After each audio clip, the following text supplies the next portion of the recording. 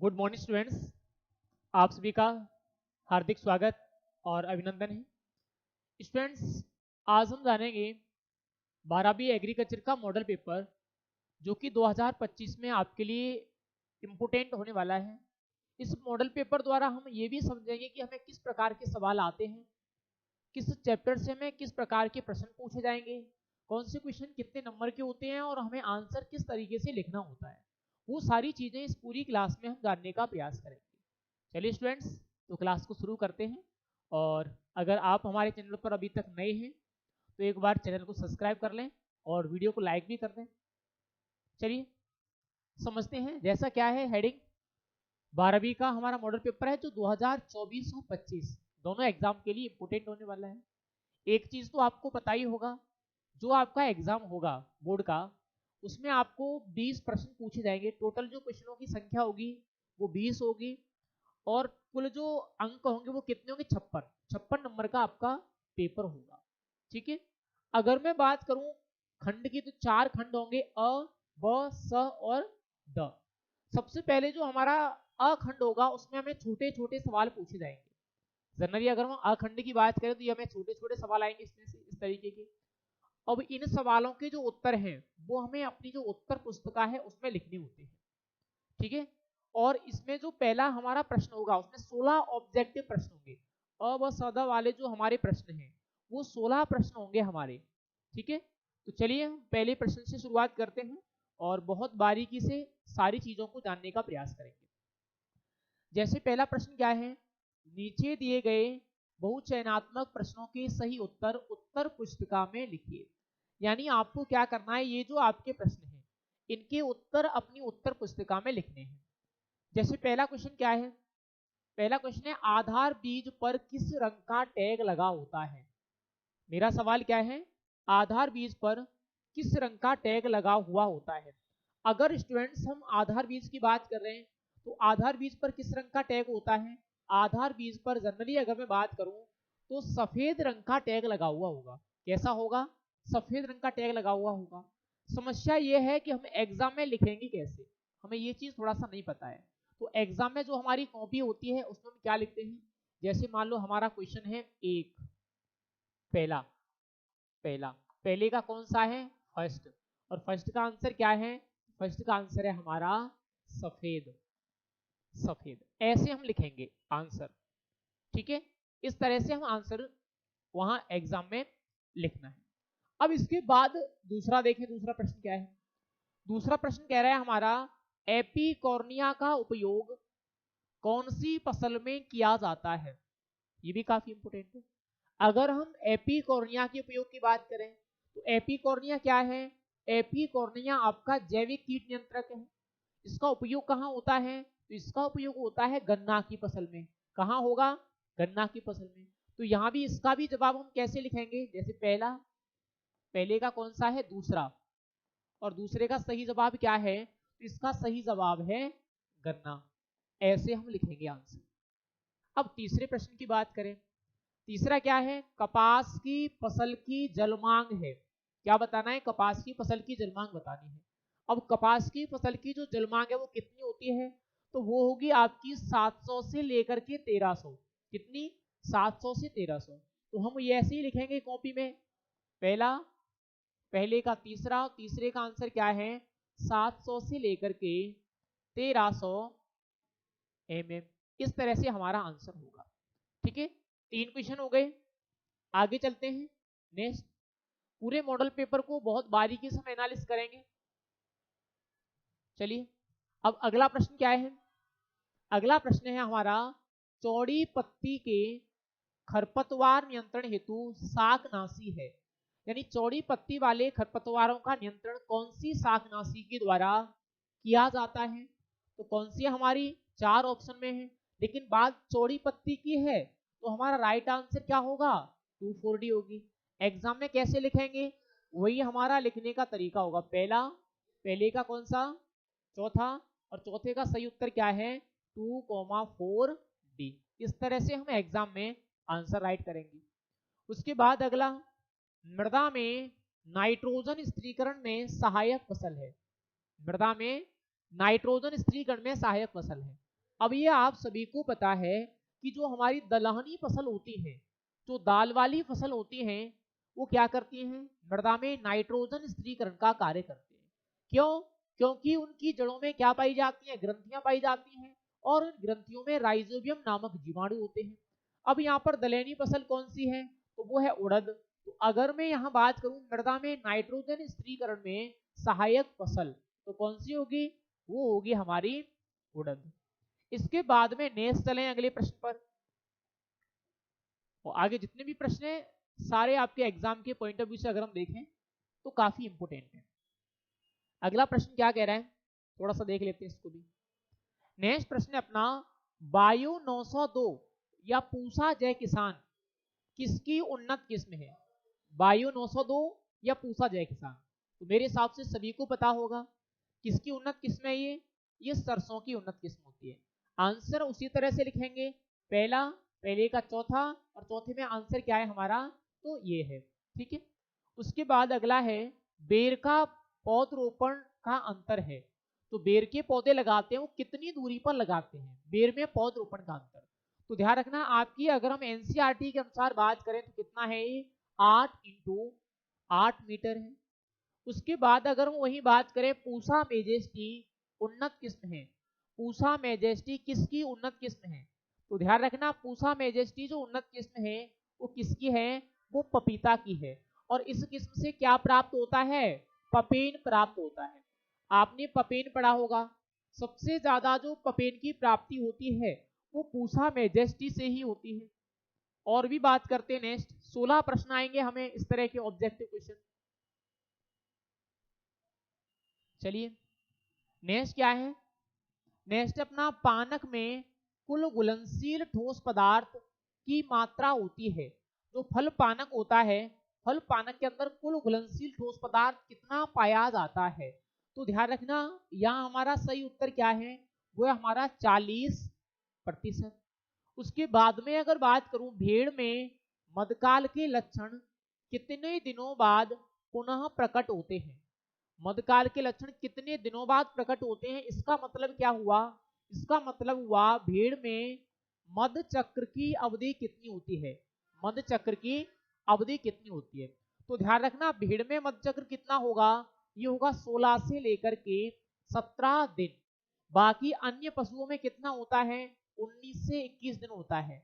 जैसे मैं किसकी बात करूं, गाय की अगर मैं बात करूं, अगर मैं भैंस की बात करूं, अगर मैं बकरी की बात करूं, तो गाय भैंस और बकरी 19 से 21 दिन होता है, और भेड़ में कितना होगा, 16 से लेकर के 17 दिन होता है। इसके बाद अगर हम नेक्स्ट बात करें, सर्वप्रथम मनुष्य द्वारा पशुओं को पालने का उद्देश्य था। काफी इंपोर्टेंट है और ये क्वेश्चन जरूरी भी है, आया भी है बोर्ड के एग्जाम में, कि सबसे पहले जो मनुष्य द्वारा पशुओं को पालने का उद्देश्य था वो क्या था। तो हम पहले पशु को क्यों पालते थे, भोजन के उद्देश्य से। तो पहले हमारा जो पशुओं को पालने का उद्देश्य था वो क्या था, भोजन था। हम पशुओं को भोजन के उद्देश्य से पालते थे। नेक्स्ट चलते हैं आगे।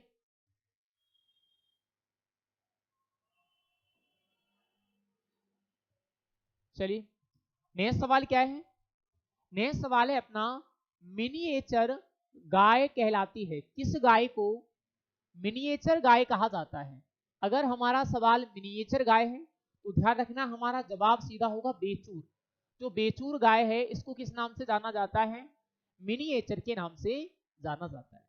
वहीं अगर मैं बात करूं गलघोंटू रोग किसके द्वारा फैलता है, अगर हम गलघोंटू रोग की बात करें तो किसके द्वारा फैलेगा, जीवाणु के द्वारा फैलेगा। किसके द्वारा फैलता है, जीवाणु के द्वारा फैलता है। कौन सा जीवाणु है, पास्चुरेला। कौन सा जीवाणु, पास्चुरेला। और पास्चुरेला जीवाणु की अलग अलग प्रजातियां होती हैं जो गाय भैंस और भेड़ में रोग उत्पन्न करती हैं। इसके बाद अगर हम और भी नेक्स्ट बात करें, और भी हमारे कुछ क्वेश्चन हैं, चलिए देख लेते हैं। नेक्स्ट क्वेश्चन क्या है, नेक्स्ट क्वेश्चन अपना जहरबाद बीमारी का रोग का जनक है, यानी जो जहरबाद बीमारी है वो किसके कारण होती है। अगर मैं जहरबाद की बात करूं, एक तो हमारा जहरी बुखार आता है, एक हमारा जहरबाद आता है। जहरी बुखार तो हम बोलते हैं एंथ्रेक्स को, और जहरबाद बोला जाता है लंगड़ी बुखार को या चुरचुरिया रोग को। तो चुरचुरिया रोग किसके द्वारा होगा? ये होगा क्लोस्ट्रीडियम सोबियाई के द्वारा। किसके द्वारा होता है?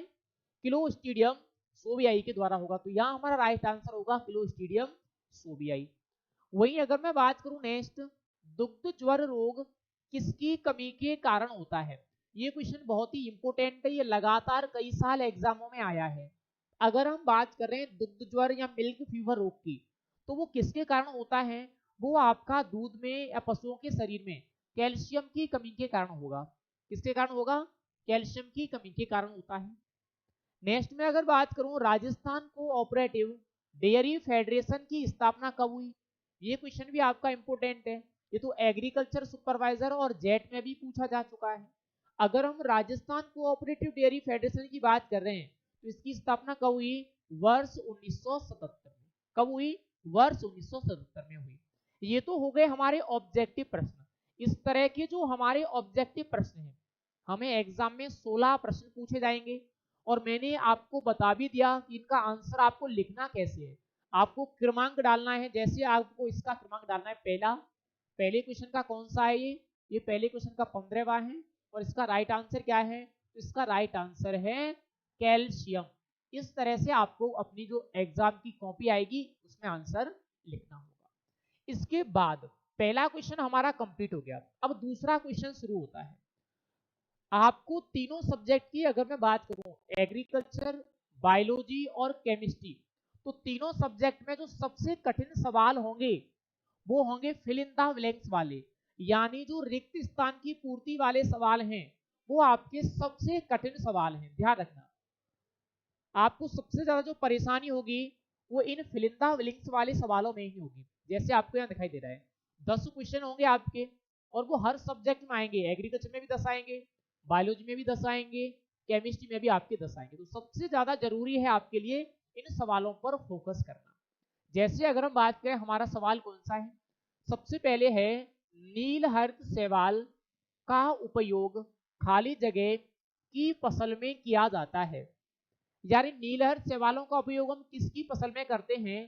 तो ये हम करते हैं धान की फसल में। किसकी फसल में किया जाता है? धान की फसल में किया जाता है। अब आप उत्तर लिखोगे कैसे एग्जाम बुक में?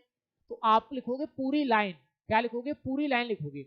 आप लिखोगे दूसरे का फर्स्ट और फिर पूरी लाइन को कंप्लीट करके जिसको यहां लिखोगे और उसके नीचे बस अंडरलाइन कर देना। ठीक है।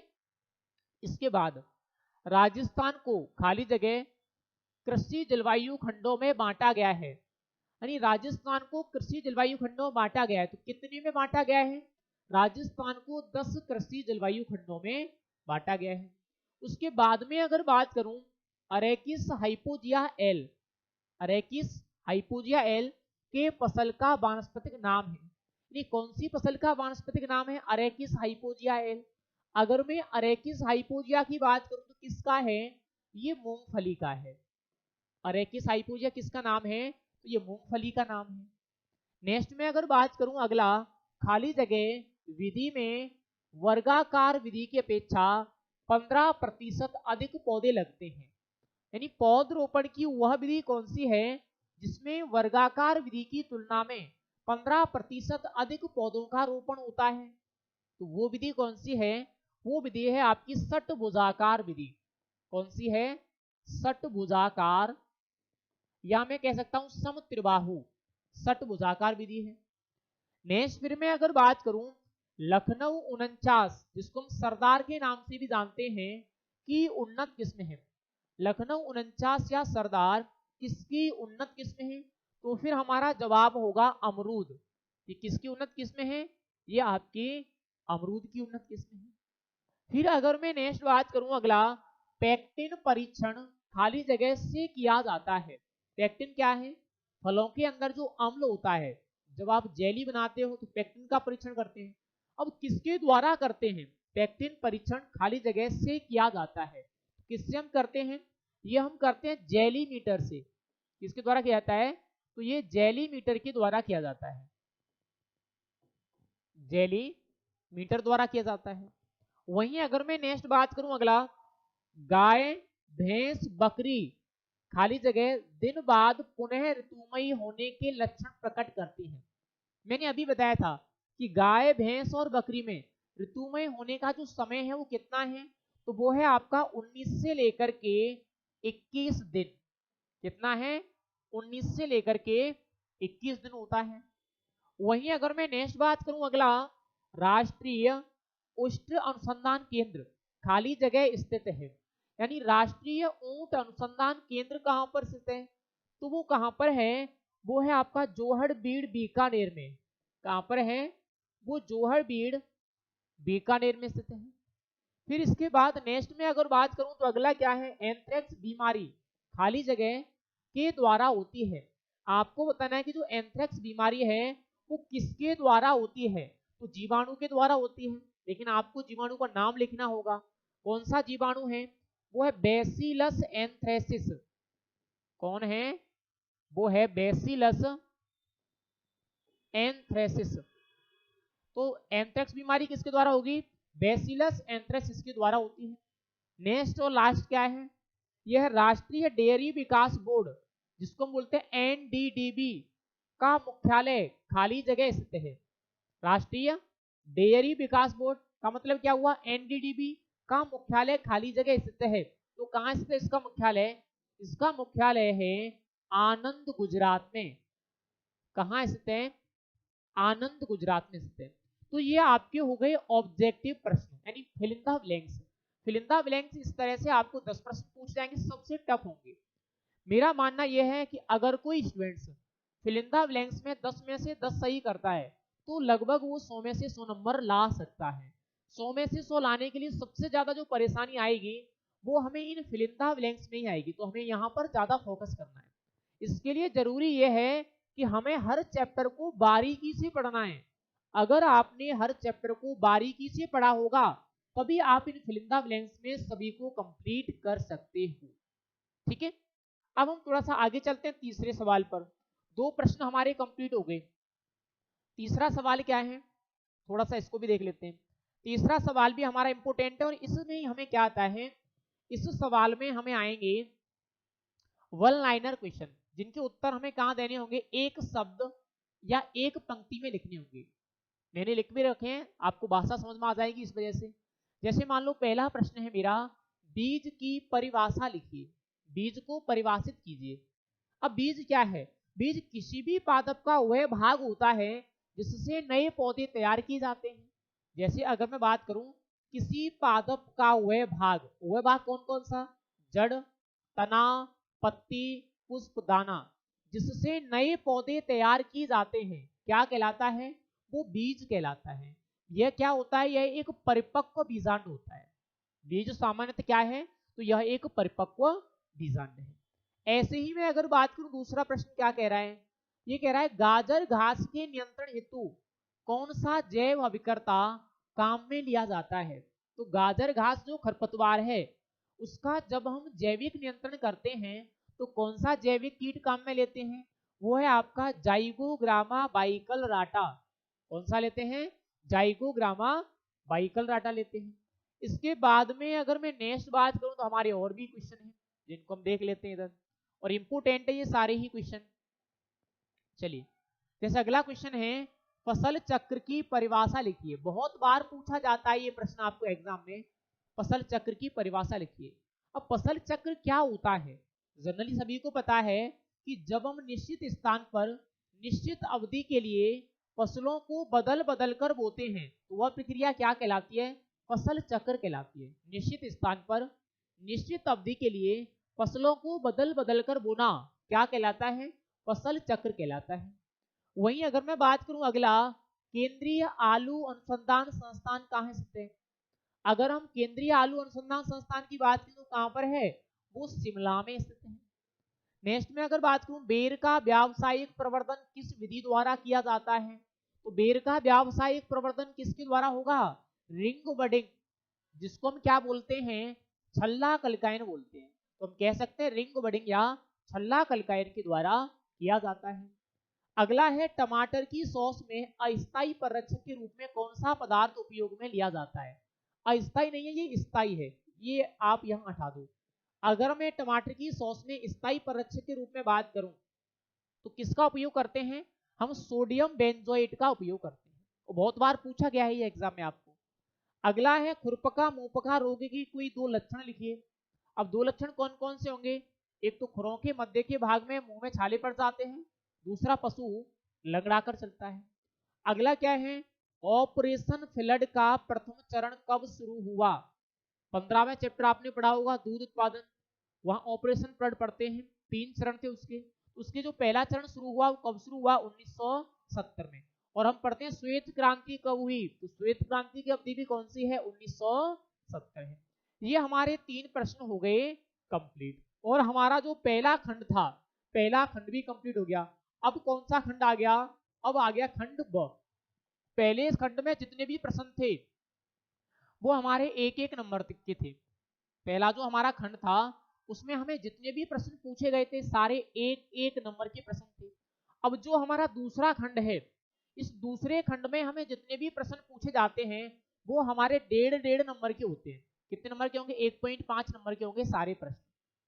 और उसके बाद में तीसरे आएगा, उसमें 3 नंबर के होंगे, चौथे में 4 नंबर के होंगे। सबसे जो बड़ा खंड है हमारा, वो हमारा यही खंड होगा जिसमें हमें सबसे ज्यादा प्रश्न पूछे जाएंगे। जैसे यहाँ में क्या पूछा गया है? मृदा उर्वरकता और उत्पादकता में कोई 3 अंतर। तो मैंने यहाँ उर्वरकता और उत्पादकता दोनों में 3 अंतर प्रदर्शित कर रखे हैं। सिंचाई की निम्न फसलों की क्रांतिक अवस्थाएं, मैंने तीनों फसलों की क्रांतिक अवस्थाएं जो पूछी हैं वो यहाँ पर मैंने लिख रखी है। इस तरह से इस पूरे मॉडल पेपर की अगर मैं बात करूं तो इस पूरे मॉडल पेपर में जितने भी क्वेश्चन यहाँ दिए हुए हैं सारे क्वेश्चनों को हमने बिल्कुल सरल भाषा में डिजाइन करके आंसर जो है वो पुट किए हैं।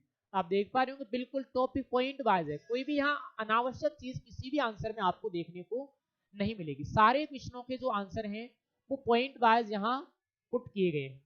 जैसे तीसरा खंड है, तीसरे खंड में 3 नंबर के क्वेश्चन है, उनके 3 नंबर के हिसाब से हैं सारे। ऐसे अगर हम बड़े प्रश्नों की बात करें तो जितने भी हमारे बड़े प्रश्न जैसे 19 और 20 बड़े प्रश्न होते हैं, तो 19 और 20 के आंसर भी हमने यहाँ पर सारे अच्छे तरीके से जो हैं वो पुट ऑफ किए हुए हैं। अब मैं इनको अगर यहाँ बताऊंगा तो बहुत सारा टाइम हमारा खर्च हो जाएगा, फिर भी मैं यहाँ 1 घंटे में पूरे आंसरों को बता नहीं सकता।